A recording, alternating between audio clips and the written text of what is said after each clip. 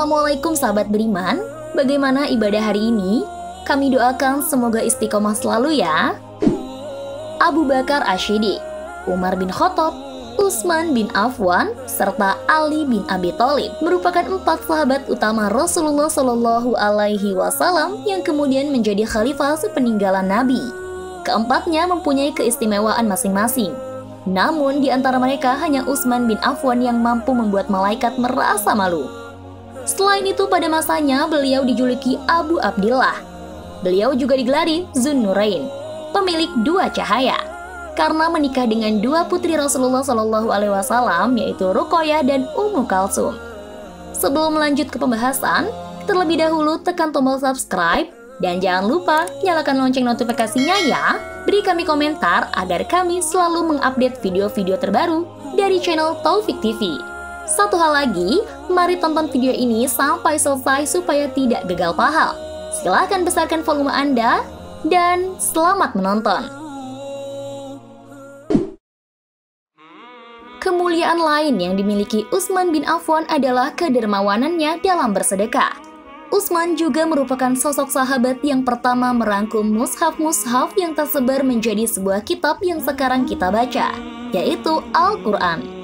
Dalam satu hadis riwayat Imam Muslim dikisahkan dari Aisyah radhiyallahu anha, beliau berkata, pada suatu hari Rasulullah Shallallahu Alaihi Wasallam sedang duduk di mana paha beliau terbuka. Melihat itu, Abu Bakar meminta izin kepada beliau untuk menutupinya, dan beliau mengizinkannya. Lalu paha beliau tetap dalam keadaan semula, terbuka. Kemudian Umar bin Khattab minta izin untuk menutupinya, dan beliau mengizinkannya. Lalu paha beliau tetap dalam keadaan semula, terbuka. Ketika Utsman minta izin kepada beliau, maka beliau melepaskan pakaiannya untuk menutupi paha terbuka. Ketika mereka telah pergi, maka Aisyah bertanya, "Wahai Rasulullah, Abu Bakar dan Umar telah meminta izin kepadamu untuk menutupinya, dan engkau mengizinkan keduanya. Tetapi engkau tetap berada dalam keadaan semula, membiarkan pahamu terbuka. Sedangkan ketika Utsman meminta izin kepadamu, maka engkau melepaskan pakaianmu dipakai untuk menutupinya." Rasulullah Shallallahu Alaihi Wasallam menjawab, "Wahai Aisyah, bagaimana aku tidak merasa malu dari seseorang yang malaikat saja merasa malu kepadanya?" Ibnu Asakir menjelaskan dalam kitab Fadail As-Sahabah bahwa Ali bin Abi Thalib pernah ditanya tentang Utsman.